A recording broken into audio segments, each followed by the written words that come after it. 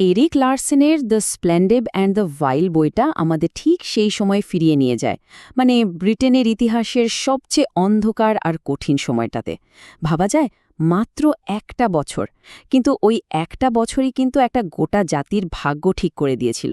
চলেন আজ আমরা দেখব কিভাবে উইনস্টন চার্চিল নামের একজন মানুষ প্রায় ধ্বংসের মুখ থেকে একটা জাতিকে টেনে তুলেছিলেন, তাদের মনে নতুন করে আশা জাগিয়েছিলেন।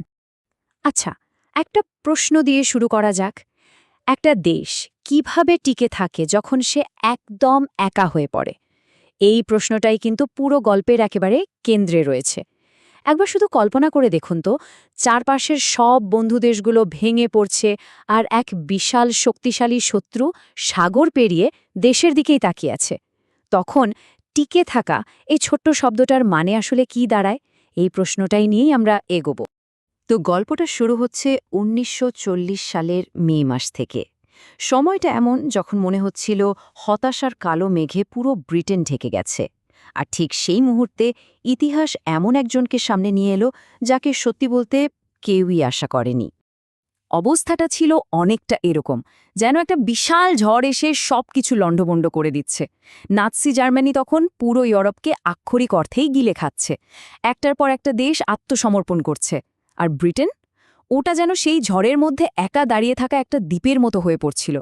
অসহায়ের মতো শুধু দেখছিল কিভাবে তাদের পরিচিত পৃথিবীটা চোখের সামনে ভেঙে টুকরো টুকরো হয়ে যাচ্ছে।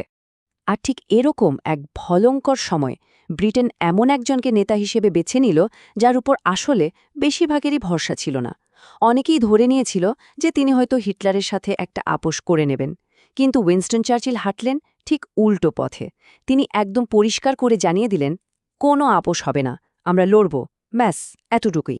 ভাবা যায় পরিস্থিতি কত দ্রুত হাতের বাইরে চলে যাচ্ছিল। ডানকার্ক থেকে সেনারা তো প্রায় অলৌকিকভাবে বেঁচে ফিরল, এটা ঠিক, কিন্তু তাদের প্রায় সব ভারী অস্ত্রশস্ত্র ওখানেই ফেলে আসতে হয়েছিল। আর তার ঠিক কিছুদিন পরে যখন ফ্রান্সেরও পতন হল, তখন ব্রিটেন হিটলারের সামনে একদম একা। আর এই সব কিছু ঘটল মাত্র ১ মাসের মধ্যে, অবিশ্বাস্য। তো এখন প্রশ্নটা হলো, হাতে অস্ত্র নেই, পাশে কোনো বন্ধু দেশ নেই, এই ভয়ঙ্কর পরিস্থিতিতে চার্চিল কিভাবে প্রতিরোধের আগুনটা জ্বালালেন? দেখুন, তার আসল অস্ত্র কিন্তু কোনো ট্যাঙ্ক বা যুদ্ধবিমান ছিল না। তার সবচেয়ে বড় অস্ত্র ছিল দুটো জিনিস, তার কথা আর তার জেদ। চার্চিলের সেই কণ্ঠস্বর রেডিওর মাধ্যমে তখন ব্রিটেনের প্রত্যেকটা ঘরে ঘরে পৌঁছে যেত। যখন তিনি বলতেন, আমরা কখনো আত্মসমর্পণ করব না, এই কথাগুলো কিন্তু শুধু একটা ভাষণ ছিল না, এগুলো ছিল হতাশায় ডুবে থাকা একটা জাতির জন্য একটা শক্তিশালী বর্মের মতো হয়ে উঠেছিল তাদের অদম্য প্রতিরোধের প্রতীক। আর এটাই ছিল ব্রিটেনের সেই সময়ের দ্বিমুখী যুদ্ধ। একদিকে দেখুন, আকাশে হাতে গোনা কয়েকজন সাহসী পাইলট তাদের অত্যাধুনিক রাডার প্রযুক্তি দিয়ে শত্রুদের ঠেকিয়ে রেখেছে। আর অন্যদিকে মাটিতে সাধারণ মানুষের কানে ভেসে আসছে চার্চিলের কণ্ঠস্বর, যা তাদের মনকে শক্ত রাখছে। মানে শরীর আর মনের লড়াইটা চলছিল একেবারে একসাথে। কিন্তু আকাশের যুদ্ধটাই তো আর সব ছিল না। জার্মানি এবার তাদের কৌশলটাই বদলে ফেলল। তারা এবার সরাসরি হামলা শুরু করল ব্রিটেনের হৃৎপিণ্ডে, মানে তার শহরগুলোর উপর। আর এভাবেই শুরু হল ইতিহাসের অন্যতম ভয়াবহ বিমান হামলা, দ্য ব্লিটজ।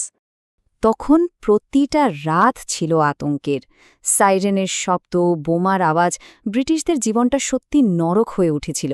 কিন্তু তারা একা ছিল না। চার্চিল কিন্তু নিজে কোনো নিরাপদ বাংকারে লুকিয়ে থাকেননি।